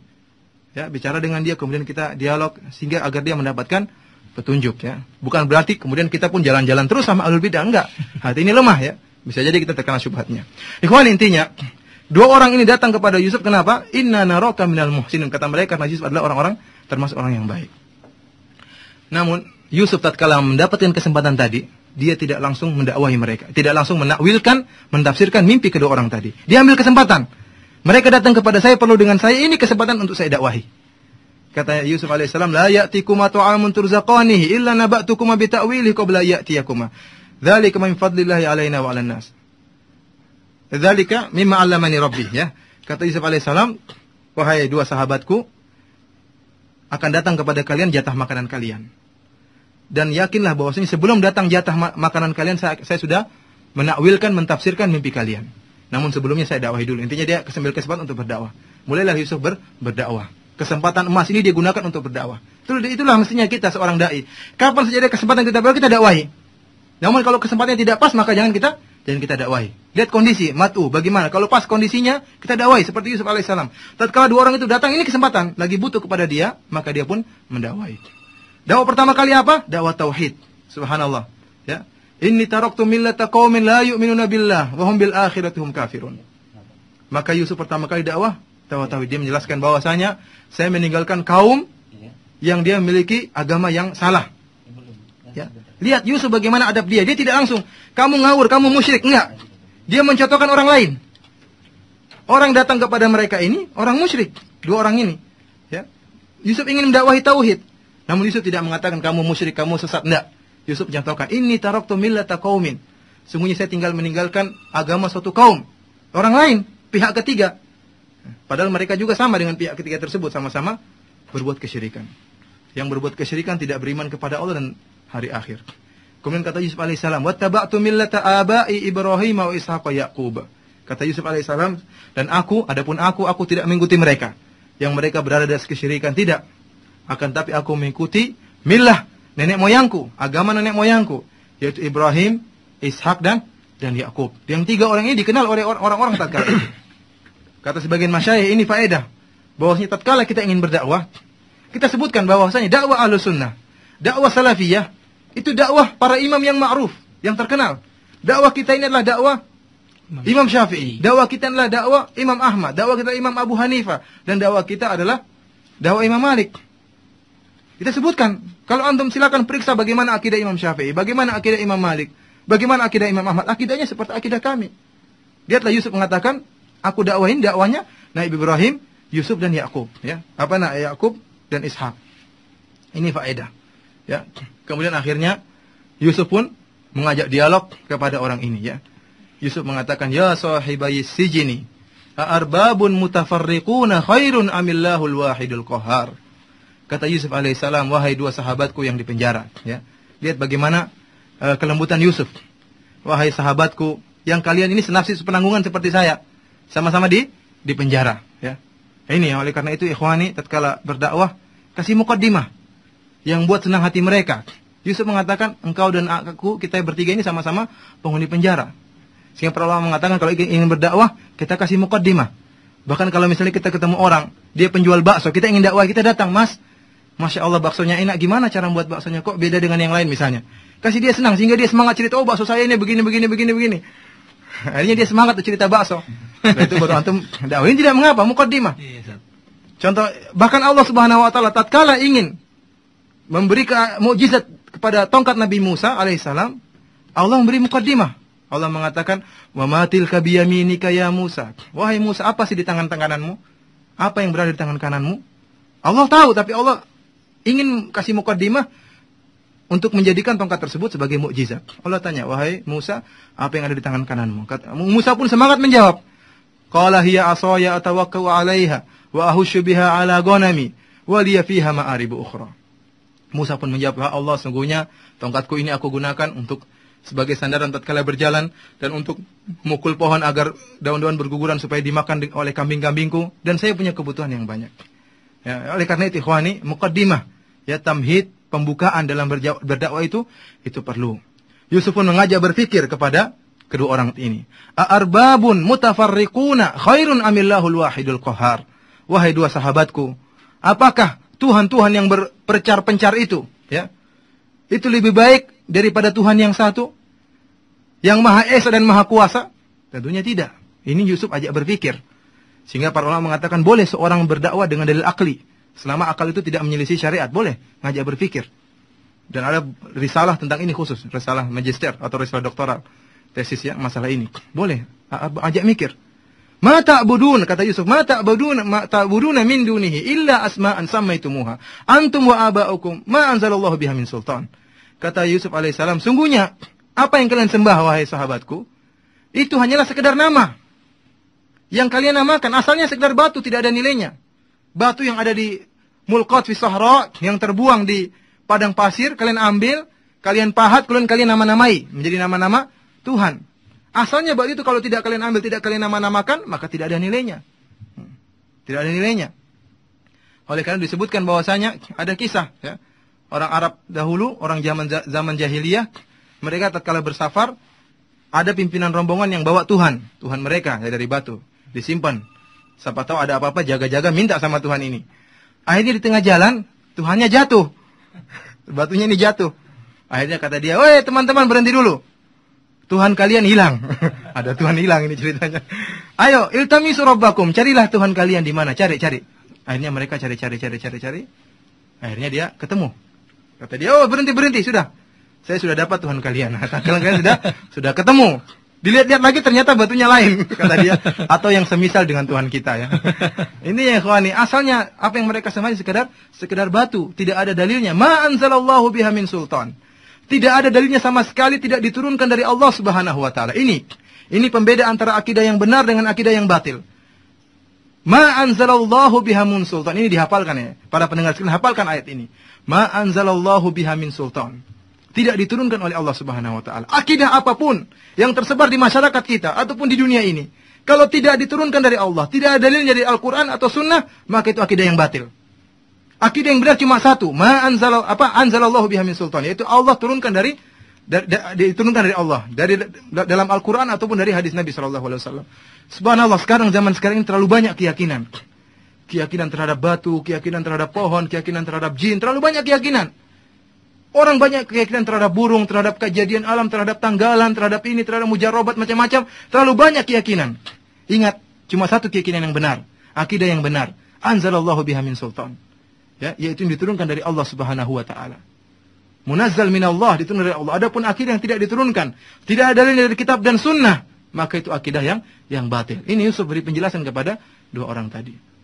Ya ikhwani, ini sekedar kisah bagaimana Yusuf berdakwah. Yusuf alaihissalam yang hendaknya kita ambil ibrah, pelajaran bahwasanya tatkala seorang berdakwah, kalau ada kesempatan emas, hendaknya dia berdakwah, kasih muqaddimah, terus bicara tentang masalah tauhid, ya.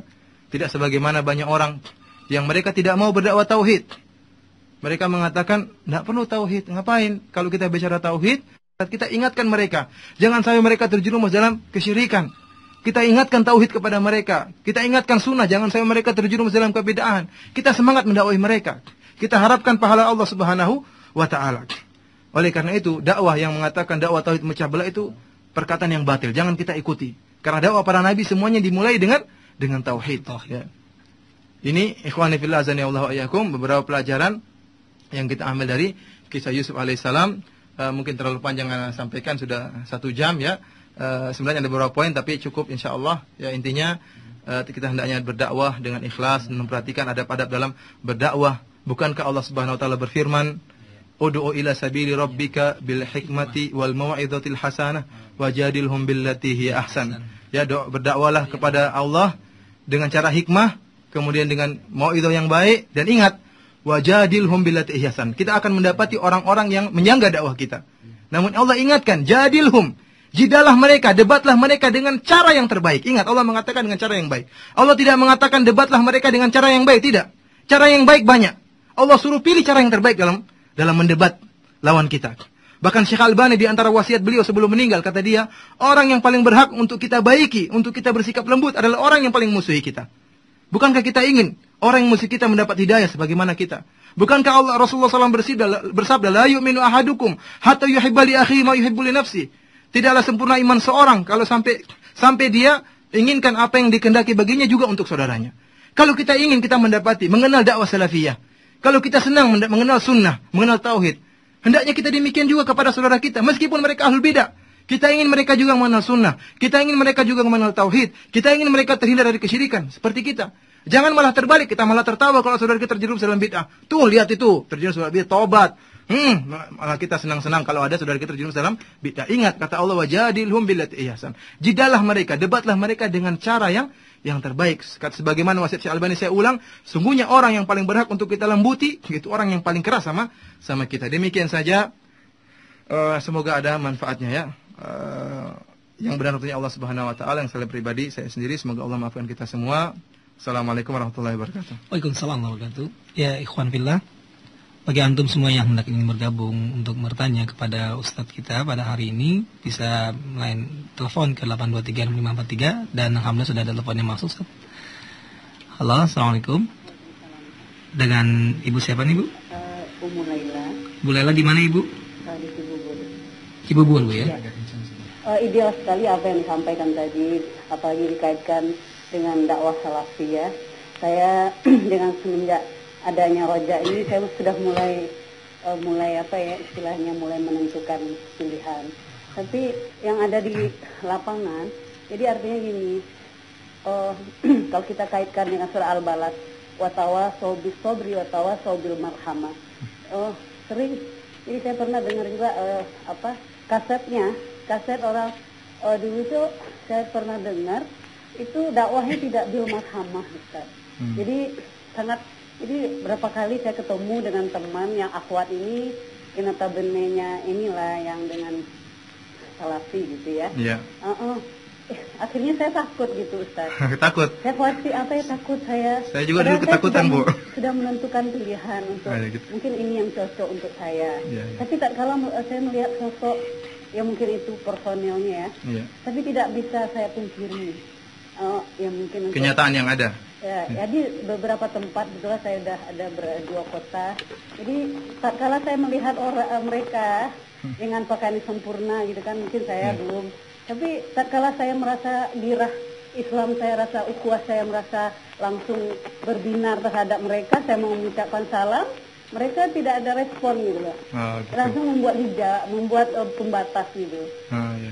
Jadi ini mungkin ini sebagai masukan juga. Ya, seperti apa yang Ustaz sampaikan tadi, sangat ideal sekali dengan kasih sayang, dengan pendekatan gitu. Jadi supaya audiennya, orang yang mulai simpatik, tapi dengan keras itu orang langsung lari, Ustaz. Iya, benar. Jadi mungkin itu saja yang saya sampaikan.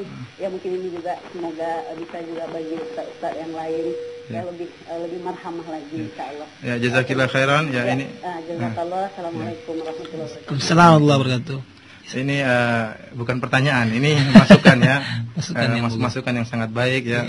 Subhanallah, ada seorang ibu yang mengisahkan tentang bagaimana keinginan dia untuk mengenal dakwah salafiyah, dan bahkan dia sudah memilih dakwah salafiyah, namun tatkala bertemu dengan person-person dakwah salafiyah, dia kaget melihat model seperti itu. Dan ini memang banyak, dan kita berdoa kepada Allah Subhanahu wa taala agar saudara-saudara kita ya yang semangat dalam mendakwakan dakwah salafiyah bisa mengambil nasihat dari ibu ini ya. Jazakallahu khairan. Assalamualaikum. Waalaikumsalam. Dengan siapa nih, Pak? Dengan Akhlasino. Di mana Akhlasino? Ustaz, bagaimana kabarnya, Ustaz? Alhamdulillah, ya. Gimana, Alhamdulillah udah punya istri, Ustaz. Oh gitu, Masya Allah. Sudah terkabul doanya? Iya, semoga diberkahi, Ustaz. Ya, amin. Masya Allah. Ustaz, gimana? mau ada yang bertanyakan bagaimana menyikapi khurafat yang terjadi di sini kampung Ana itu, Ustaz, tentang hari-hari baik itu, Ustaz, untuk masalah pernikahan itu dalam tinjauan syariat dalam hubungannya dengan birrul walidain bagaimana, Ustaz? Artinya si ibu memilih hari yang baik. Terus kita harus dengan tanggal yang seperti itu, Ustaz, dalam tinjauan syariat itu mendahulukan birrul walidainnya atau karena itu kan suatu perbuatan yang syirik, Ustaz. Iya. Bagaimana, Ustaz ya? Jazakallahu khairan, Ustaz. Oh iya, oke. Assalamualaikum. Assalamualaikum warahmatullahi wabarakatuh ya. Al-Akhlasino ya, teman lama yang sudah kenal lama ya. Semoga Allah memberi taufik kepada dia dan menambah semangatnya dalam berdakwah dan ilmu. Tentunya sebagaimana telah disebutkan oleh Al-Akh, saudara kita ini ya, bahwasanya mendahulukan Allah Subhanahu wa taala itu didahulukan daripada keinginan orang tua. Tatkala orang tua menghendaki suatu, namun suatu itu bertabrakan dengan tauhid, maka kita dahulukan Allah Subhanahu wa taala. Namun ingat, dengan cara yang baik ya. Jadi Allah Subhanahu wa taala merintahkan kita untuk tetap berkelakuan baik terhadap orang tua kita. Jadi kalaupun kita menolak permintaan orang tua kita, kita rayu ya. Kita datangi, kita kasih hadiah sampai dia mau merubah keyakinan dia. Dan ingat ya ikhwan, terkadang kita suudzon dengan orang yang kita dakwahi ya. Mereka paling enggak paham, mereka sudah tua enggak paham. Enggak, coba dakwahi. Coba ajak berpikir. Siapa tahu dia mendapat hidayah ya. Coba saja, berkali-kali coba ya. Kalau dia memang tidak mau ya sudah, kita sudah berusaha karena hidayah di tangan Allah Subhanahu wa taala. Namun ingat, jangan kita suudzon dengan orang yang sedang kita dakwahi. Ini banyak terjadi. Ikhwan kalau menghadapi itu memang mereka seperti itu. Hati mereka rusak. Subhanallah, betapa banyak orang yang dulu bejat kemudian gara-gara mendengar satu ayat mendapatkan hidayah. Tahukah Fudail bin Iyad ya? Fudail bin Iyad ya, yang dia subhanallah sekarang perkataannya selalu dinukil. Dia sampai umur 40 tahun masih menjadi tokoh perampok. Sebagaimana kita baca dalam sejarah beliau, tokoh perampok. Sampai orang-orang semua takut kepada dia. Kapan dia dapat hidayah? Tatkala dia ingin mencuri. Ingin melihat seorang wanita di rumah. Dia tatkala manjat tembok, tahu-tahu dia mendengar satu ayat. Alam ya'ni lil ladzina amanu an takhsha'a qulubuhum li dzikrillah. Ya, satu ayat saja dengar, akhirnya dia bertobat. Ya. Oleh karena itu, ikhwani, orang terkadang dapat hidayah gara-gara satu perkataan. Apalagi yang ingin kita dakwah adalah ibu kita, yang ingin kita dakwah adalah ayah kita. Kita bersabar. Seminggu 2 minggu enggak dapat respon, kita terus dakwahi ya. Kalau seperti kasus yang dihadapi ya, ternyata ibu masih nekat untuk memilih hari yang menurut dia adalah hari yang baik, kita tolak bagaimanapun keadaannya. Namun dengan cara yang lembut. Kita kasih alasan atau kita bertauriah. Kita mengatakan hari tersebut kita ada kesibukan ya. Memang ada kesibukan, namun kesibukan kan bertingkat-tingkat. Ada yang sibuk sekali, ada enggak sibuk. Intinya kita ada kesibukan ya, sibuk makan, sibuk kita sibuk tidur. Intinya kita cari alasan sehingga ibu mau nerima dan ganti harinya ya. Iya. Demikian. Iya, Ustaz. Iya, Ustaz, ada telepon lagi, Mas. Ya, Assalamualaikum. Waalaikumsalam warahmatullahi. Dengan Ibu siapa nih Ibu? Bu Nani, Pak. Bu Nani di Depok, Bu ya? Iya.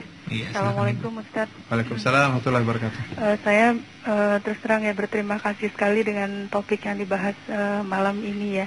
Yang bisa menghilangkan keraguan-raguan saya terhadap dakwah salaf. Selama ini saya lihat ya setelah 4 bulan ikut kajian salaf, saya kira di salaf itu tidak ada fikih dakwahnya ya. Cenderung terlihat keras ya, bukan dari segi konten ya Pak ya, maksudnya apa yang disampaikan, tapi dari cara Ustadz menyampaikan gitu. Nah, bagaimana caranya kita bersikap ya terhadap Ustadz yang secara keras secara kata-kata, bukan secara konten ya. Secara konten kita terima isi yang disampaikan, itu bagaimana caranya.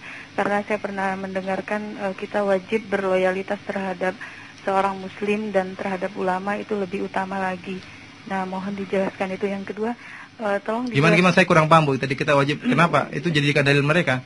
Enggak, saya pernah mendengarkan Ustadz Abu Qatadah menyampaikan kita wajib berloyalitas terhadap muslim dan kepada ulama itu lebih utama lagi. Nah, bagaimana jika kita melihat ada kesalahan di ulama tersebut secara bukan secara penyampaian isi tapi karena gaya penyampaiannya. Dari gaya penyampaiannya. Yang kedua Bu? Yang kedua, bersatu di atas sunnah.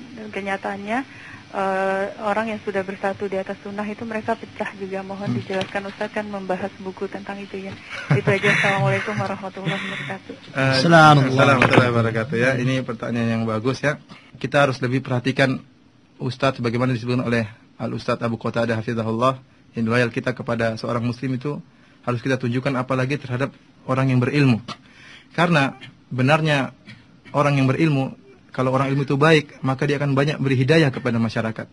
Namun jika seorang berilmu itu salah, maka terlalu banyak orang yang akan ikut sesat bersama dia. Alhamdulillah Ibu sudah menerima bahwasanya ustaz tersebut ya isinya baik, ya, cuma tinggal gaya penyampaiannya. Ibu bisa nulis surat ya, bisa nulis, kalau tidak bisa bicara langsung ya bisa nulis surat atau sampaikan kepada orang yang dekat dengan dia. Sampaikan bahwasanya begini, berdasarkan saya tahu dalilnya seperti ini. Sampaikan dengan cara yang baik dan tidak model mengajari. Ya.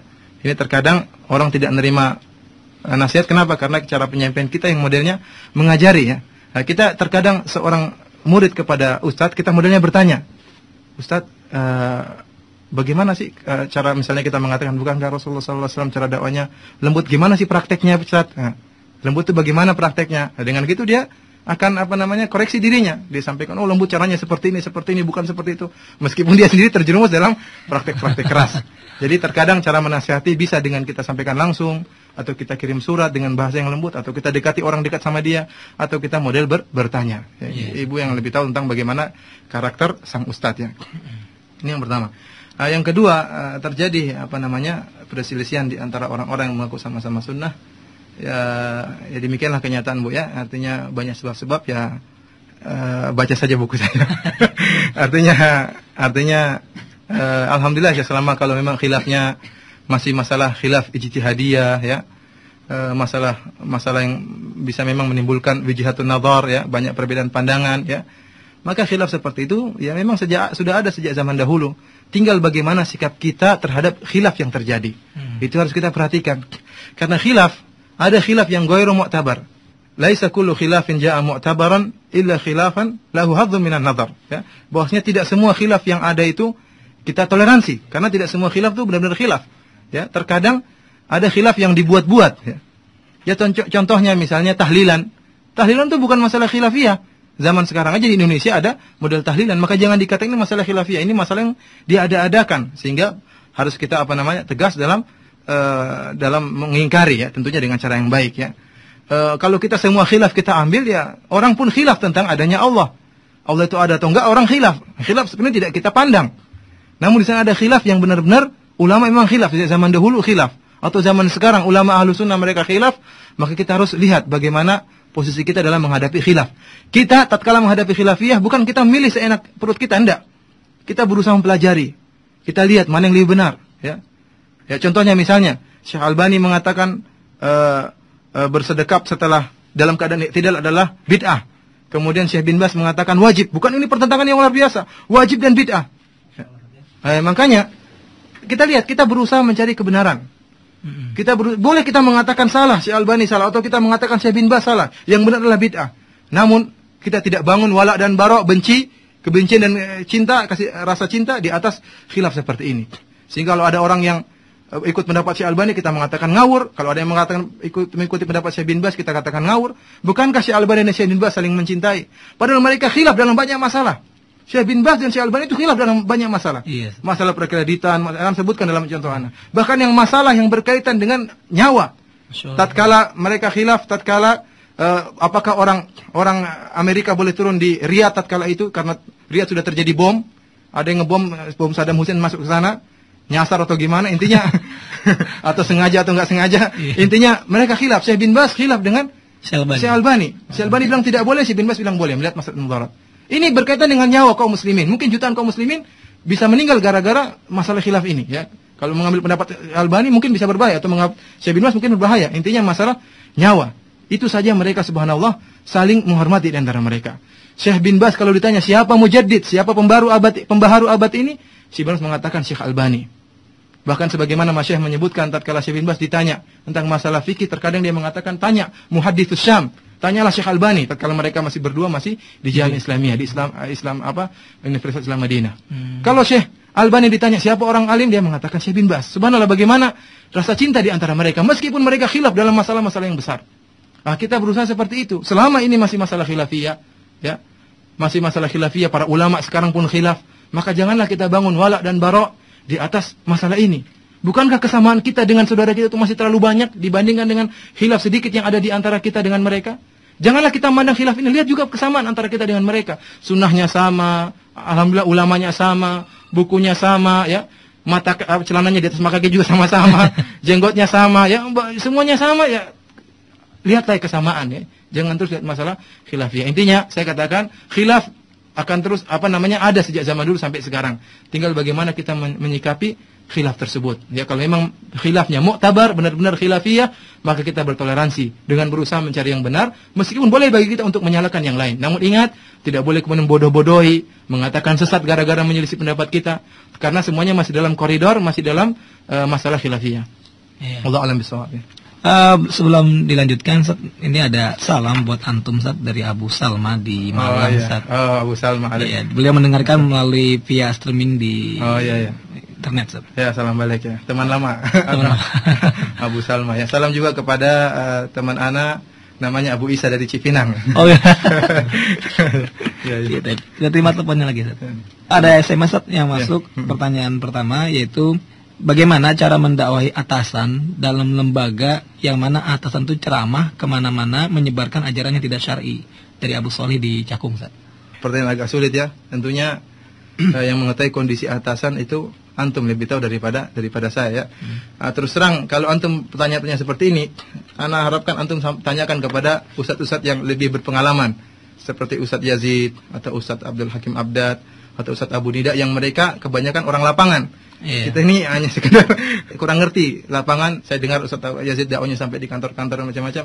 Insya Allah dia lebih ngerti. Ya, kalau antum ketemu dengan dia atau pas yang isi, silakan tanya kepada beliau-beliau ini ya. Ya.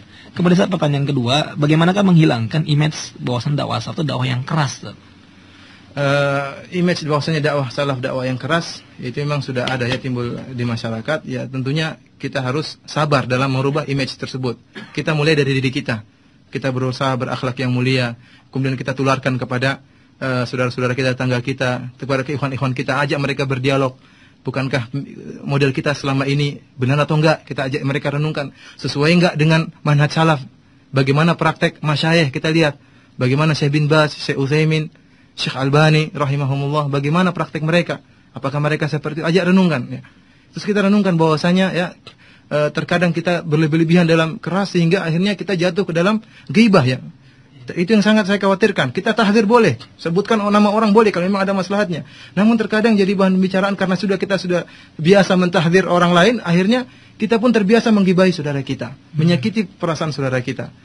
Terkadang muamalah di antara ikhwan pun tidak baik ya. Tidak ada kasih sayang, tidak mesra hubungan antara sama ikhwan. Ini yang harus kita ingatkan, jaga tutur kata. Saya ajak ikhwan sekalian, para pendengar sekalian merenungkan sebuah hadis yang Nabi sallallahu alaihi wasallam, dzikra Nabi sallallahu alaihi wasallam imra'atun tasumun nahar wa taqumul lail. Disebutkan oleh Nabi sallallahu alaihi wasallam seorang wanita yang dia itu selalu salat sunnah dan dia selalu puasa sunnah, salat malam selalu.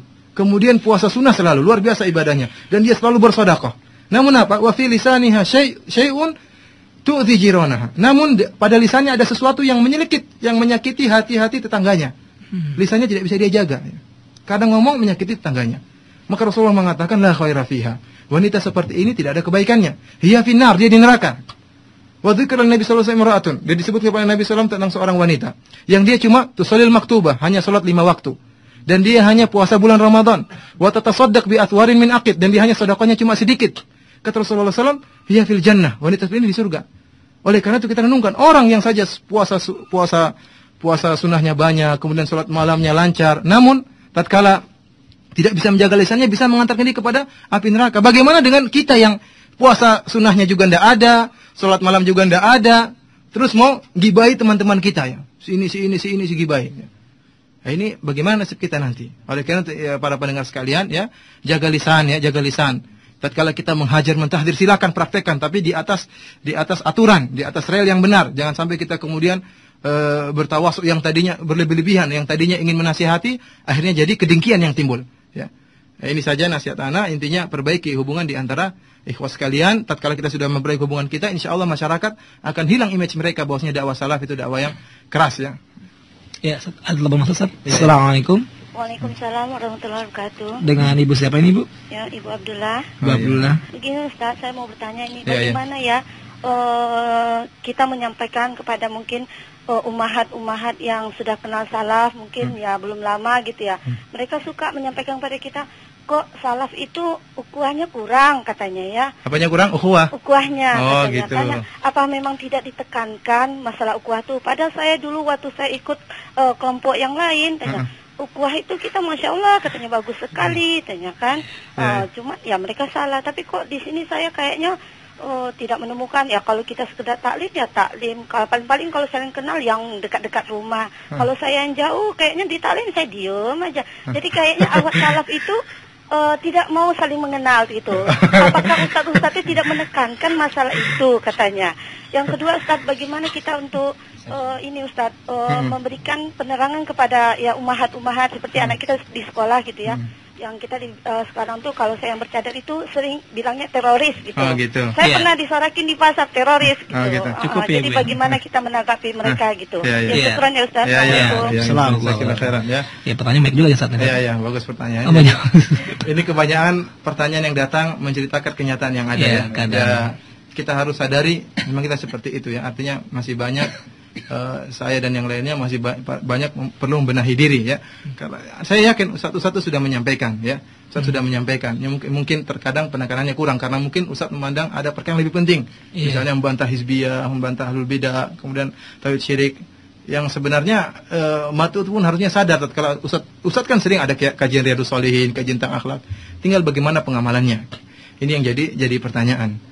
Oleh karena itu ya para pendengar sekalian ya, kita harus mulai seperti saya katakan tadi harus mulai mengoreksi diri.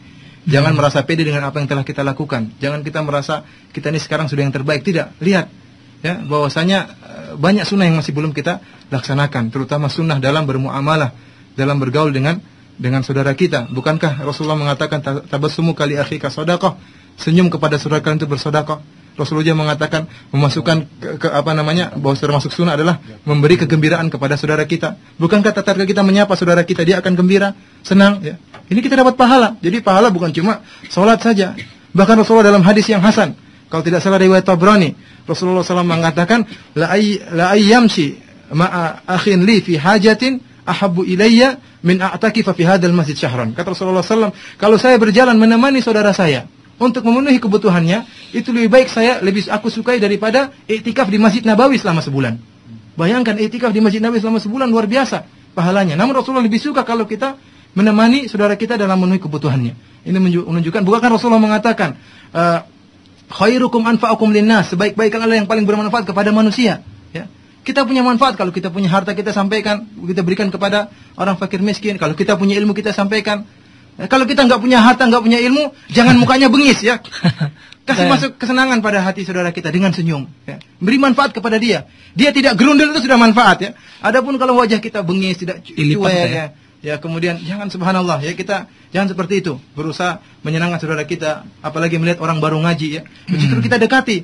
Bukan malah kita jauhi atau kita mulai pertanyaan seperti wartawan, jangan. Malah kita kadang-kadang gimana Mbak, seakan-akan itu sudah kenal lama. Kita seakan-akan sudah kenal lama. Itu dia semakin tidak merasa jauh. Tapi kalau kita dari mana Mbak?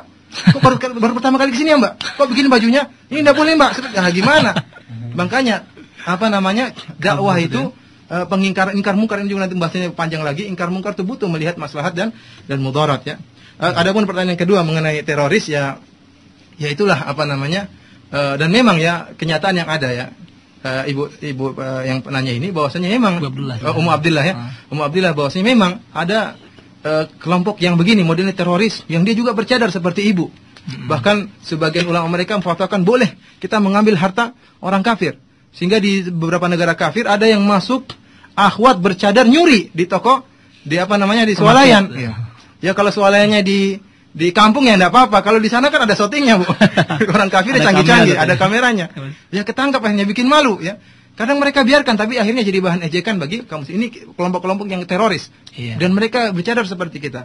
Oleh karena itu ya ini tugas berat bagi ibu, tantangan bagi ibu untuk bisa berdakwah menjelaskan bahwasanya tidak semua orang bercadar itu tukang bom. Jelaskan kepada umat bahwasanya dakwah Islam ada dakwah rahmah ya, dakwah rahmah yang diharapkan yang bisa menunjukkan kebahagiaan bagi siapa saja yang memeluk dakwah salafiyah ini ya. Demikian saya. Iya, Sat. Terkadang ini juga ada orang ikhwan-ikhwan yang baru ngaji salaf, tapi kemudian karena mungkin dasar ilmunya masih awam gitu, masih baru mulai, memang punya sikap kayak gitu, Sat, keras gitu sama orang, apalagi sama orang yang dianggap ahli bid'ah gitu. Ya mungkin ini juga sebagai masukan Sat ya, pelajaran buat para ikhwan semuanya ya, artinya ada koreksi seperti antum bilang tadi Sat ya. Ya Sat, ada telepon lagi masuk. Assalamualaikum. Assalamualaikum. Assalamualaikum. Dengan Pak siapa nih Pak? Dengan Bapak Fuad di Depok. Iya Bapak Fuad, silakan Bapak Fuad.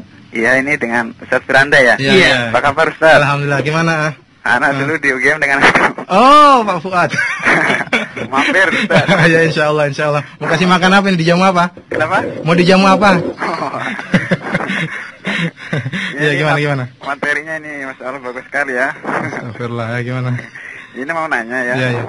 Ya artinya kita dalam berdakwah kan adalah merupakan sunatullah ya, bahwasanya dalam dakwah itu ada rintangan, akan ada cobaan. Nah, kita lihat fenomena kadang-kadang banyak ikhwan yang tidak mau berdakwah dengan alasan itu, nanti kalau kita berdakwah akan ada tantangan dan cobaan dan sebagainya. Nah, kadang-kadang banyak yang nggak mau dengan alasan itu, bahkan cenderung menyembunyikan hal-hal itu. Walaupun mungkin sudah tahu. Nah, mohon nasihat antum Ustaz. Iya. Assalamualaikum. Assalamualaikum warahmatullahi wabarakatuh. Telah kita jelaskan keutamaan dakwah ya, dan ingat ya ikhwan ya, bahwasanya jangan kita meninggalkan amal gara-gara takut tantangan ya. Terus bagaimana mau beramal ya? Bahkan hidup ini penuh dengan tantangan yang harus kita hadapi. Kita tidak bisa lari dari tantangan. Ya, yang kita harus lakukan adalah menghadapi tantangan tersebut dengan cara yang terbaik. Kemudian ikhwan, yang perlu ana tekankan juga bahwasanya tidak semua orang yang berdakwah itu harus alim dulu, harus lulus dari Madinah atau harus lulus dari Yaman, tidak. Setiap orang bisa berdakwah ya. Setiap orang bisa berdakwah dengan caranya masing-masing ya. Oleh karena itu Rasulullah SAW mengatakan, "Ballighu anni walau ayah." Sampaikan dariku meskipun satu ayat ya. Yang penting yang kita sampaikan adalah hadis Rasulullah SAW atau ayat Al-Quran kita sampaikan, maka kita sudah berdakwah. Kalau kita tidak tahu penjelasan secara perinci, kita sampaikan saja penjelasan sebatas yang kita tahu. Jangan sampai kita berbicara tanpa ilmu. Jadi setiap orang bisa berdakwah, di kantor dia berdakwah, ya, di rumah sakit dia berdakwah, di keluarganya dia berdakwah, ketemu dengan temannya berdakwah, makan bakso berdakwah.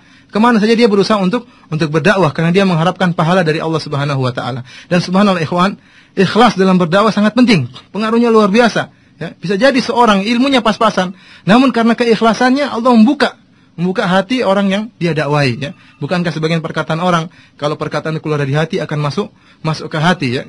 Oleh karena itu ikhwani fillah azanillahu wa iyyakum, jadi pemahaman sebagian orang bahwasanya kalau berdakwah itu ulama dulu, ini tidak benar. Setiap orang bisa berdakwah namun sesuai dengan kapasitasnya masing-masing. Kalau memang tidak bisa berdakwah, misalnya dia bisa menganjurkan coba dengar Radio Roja ya, beritahu kepada masyarakat bahwasanya ada radio yang bagus seperti Radio Roja, atau menunjukkan tempat pengajian, di sana ada ustadz ini tunjukkan tempat pengajian. Nah, itu cara dakwah bermacam-macam ya, bisa dilaksanakan semuanya ya. Iya. Allah alam satu. Ustaz, ada SMS yang maksudnya Ustaz. Assalamualaikum, Anda tanya apakah dai itu harus bisa berbahasa Arab? Ya, karena anak umat yang sudah usia lanjut untuk belajar bahasa Arab sudah tidak mungkin sanggup, tapi anak tetap ingin berdakwah. Selama ini anak sering sedih, kenapa anak faham salaf setelah tua? Ya, dari Ummu Abdurrahman di Tambun. Oh gitu. Insyaallah. Tadi anak sudah jelaskan bahwasanya dakwah itu tidak mesti jadi orang alim dahulu ya. Iya. Dakwah bisa dengan akhlak, menunjukkan akhlak yang baik. Seperti saya katakan, bahkan kalau tidak mampu bisa menganjurkan orang dengar radio atau menganjurkan orang ke tempat pengajian, apa saja kebaikan. Makanya mandala ala khair, barang siapa menunjukkan kepada kebaikan apa saja berkaitan dengan akhirat atau kebaikan berkaitan dengan dunia. Kalau kita dakwah orang-orang melaksanakannya, maka kita akan mendapatkan pahalanya ya. Tidak mesti harus tahu bahasa Arab ya. Kita bisa baca Quran terjemahan, kita pahami maknanya, kita baca hadis, kita pahami maknanya, terus kita sampaikan kepada orang depan kita. Kita katakan ada hadis maknanya seperti gini. Nanti kalau ini saya bisa bawakan teksnya ya, seperti itu. Bisa saja kita sampaikan dengan cara seperti itu. Jadi dakwah itu tidak disyaratkan harus jadi syekh dulu atau jadi ulama dulu ya. Saya katakan, ibu jangan bersedih, sungguhnya bukankah amal itu dilihat dari akhirnya? Amal itu dilihat dari akhirnya. Saya yang muda ini tidak tahu saya meninggal bagaimana ya. Ibu subhanallah di masa tua sudah mendapatkan hidayah dari Allah Subhanahu wa taala ya. Kata Rasulullah SAW menjelaskan bahwasanya ada seorang yang dia beramal bi amali ahlil jannah hatta ma yakunu bainahu wa bainaha illa dhira'. Ada orang yang dia beramal di masa mudanya dengan amalan ahli surga, bertakwa dan macam-macam. Namun di akhir hayatnya dia berubah, sehingga dia beramal dengan amalan penduduk neraka, yaitu bermaksiat. Kemudian dia meninggal, akhirnya dia masuk neraka. Ada sebaliknya, orang yang di masa mudanya bermaksiat macam-macam, di akhir hayatnya dia mengenal dapat hidayah dari Allah Subhanahu wa taala. Kemudian dia pun meninggal dalam keadaan demikian, maka dia masuk surga. Oleh karena itu nasihat bagi saya dan pada para pendengar sekalian, terkhususnya Ummu Abdurrahman ini, agar istiqomah. Sungguhnya hidayah yang Allah berikan kepada ibu di masa tua itu luar biasa nilainya. Yang terlalu banyak orang yang tidak mendapatkan hidayah tersebut. Bukankah masih banyak orang sudah masa tua masih tenggelam dalam kemaksiatan? Sudah tua masih tenggelam dalam kemaksiatan. Bukankah masih banyak orang di masa tua masih tenggelam dalam bid'ah, dalam kesyirikan? Alhamdulillah Allah Subhanahu wa taala memilih ibu, memberi hidayah ibu di masa tua. Ini nikmat yang luar biasa. Maka jangan bersedih, perbanyak amal, jaga amal tersebut istiqomah sampai ibu bertemu dipanggil oleh Allah Subhanahu wa taala. Iya, Ustaz, ada telepon lagi masuk. Iya. Assalamualaikum. Halo, dari siapa ini? Dari Ahmad. Ahmad di mana? Di Cilengsi. Iya, betul, silakan. Saya tanya, Iya. Bagaimana saya cara berdakwah di lingkungan keluarga, Ustaz? Iya. Sedangkan di keluarga saya ini masih berbeda lah dengan pemahaman yang saya sekarang ini, Ustaz. Iya, iya. Ya, terus yang kedua, mendakwah orang-orang yang saya anggap ini sangat menyalahi, Ustaz. Contohnya yang seperti orang yang sedang nongkrong di jalan gitu, Ustaz, yang di mana gang itu buat orang jalan tapi dia menghalangi gitu, Ustaz. Iya, iya.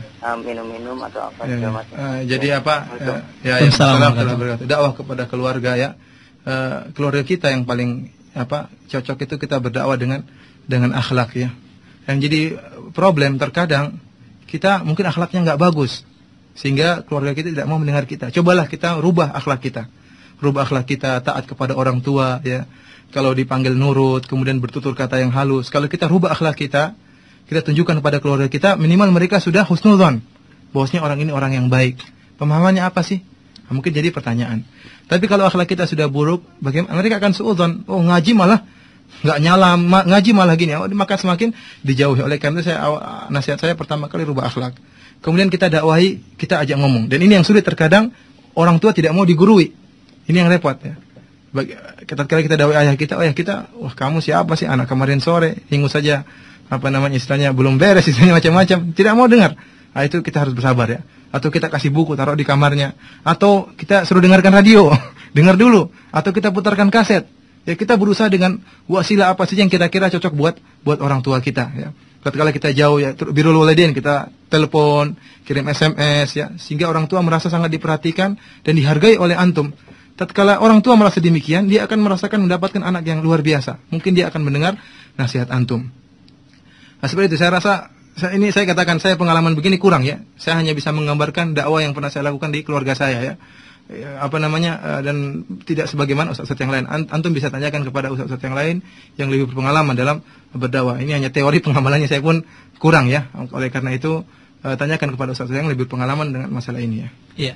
Ustaz, ada pertanyaan dari SMS. Ya, satu pertanyaan saja. Iya.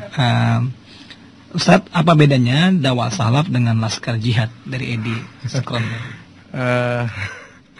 La haula wala quwata illa billah ya. Pertanyaannya saya belum bisa jawab ya. Nanti tanya Ustaz yang lain aja. Mungkin terakhir Ustaz. Ya. Terakhir. Nasihatnya Ustaz untuk para akhwat yang bercadar menyikapi tadi pertanyaan yang banyak tentang ukhuwah dan sikap, dan juga mungkin para ikhwan yang lainnya yang masih kurang dalam masalah ukhuwah, sikap, akhlak. Ya, nasihatnya ya seperti antum sudah ketahui semua, yaitu perbaiki akhlak. Ingatlah bahwasanya ibadah itu bukan hanya sekedar sholat malam. Ibadah itu bukan hanya sekedar puasa sunnah ya. Bukankah akhlak mulia itu ibadah yang sangat agung. Makanya Rasulullah SAW menyatakan bahwasanya termasuk amalan yang paling berat timbangannya adalah apa? Husnul khuluq. Akhlak yang baik itu pahalanya luar biasa. Bahkan Rasulullah SAW mengatakan orang bisa bi husni khuluqihi yudriku martabat shawamul qawam. Rasulullah SAW mengatakan orang dengan akhlaknya yang baik bisa mencapai derajat orang yang suka puasa sunnah dan suka sholat malam dengan akhlak yang baik. Bukankah akhlak yang baik itu luar biasa nilainya?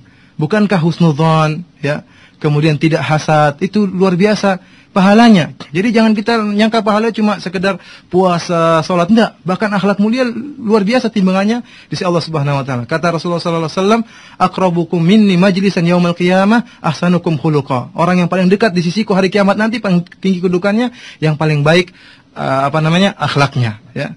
Saya tadi ingin menyampaikan sesuatu, saya lupa ya. Intinya akhlak yang mulia itu kedudukannya sangat tinggi. Oleh karena itu akhwat, ya ini nasihat bagi saya dan antumna sekalian, jangan kita hanya sekedar terfokus pada amalan-amalan zahir. Ingat, amalan batin juga seperti saya katakan tadi, tidak hasad ya. Kemudian tidak suudzon, itu perlu kita jaga di antara akhwat. Karena terkadang ketidakcekcokan itu timbul karena apa yang ada di batin kita. Kita hasad kepada orang akhirnya timbul dengan ungkapan melalui lahiriah kita. Kenapa? Asalnya karena hasad yang timbul dalam hati kita. Bukankah dalam hadis riwayat Ahmad, Rasulullah SAW tatkala berdakwah kepada para sahabatnya, kemudian ada Rasulullah mengatakan, "Ittala alaikum rajulun min ahlil jannah." Akan datang ada seorang dari penduduk surga yang lewat. Para sahabat lihat, ternyata ada orang. Hari kedua juga Rasulullah mengatakan demikian, ada orang penduduk surga yang lewat. Sampai hari ketiga, akhirnya dicek oleh seorang sahabat, kalau tidak salah Abdullah bin Amr bin As, dicek bagaimana ibadah orang ini. Ternyata dia tidak sholat malam, tidak juga puasa sunnah ya. Cuma apa ibadahnya? Dia tidak hasad ya. Kata sahabat ini, hadzal ladzi la nutiquhu, ini yang sulit, tidak hasad. Oleh karena itu perhatikan akhlak ya, jaga hati ya, itu penting, jaga hati jangan sampai. Bukankah tauhid itu masalah hati ya? Jangan kita tauhid cuma teori. Teori semua orang bisa, tauhid terbagi menjadi ini, syirik begini-begini, prakteknya mana? Tatkala sabar disuruh sabar tidak sabar. Bukankah sabar itu merupakan buah dari tauhid? Bukankah akhlak itu buah dari tauhid? Itu hanya sekedar praktek saja, semua orang teori semua orang bisa. Ya, tinggal baca-baca bisa, tapi yang penting adalah praktek. Bagaimana jaga hati, jangan sampai hasad, jangan sampai tawakal yang tinggi kepada Allah Subhanahu, husnudzon kepada Allah Subhanahu wa taala. Ini yang perlu kita perhatikan. Demikian saja kurang lebih mohon maaf ya. Yang benar berarti Allah Subhanahu wa taala, pribadi saya sendiri. Semoga Allah memberkati kita semua. Assalamualaikum warahmatullahi wabarakatuh.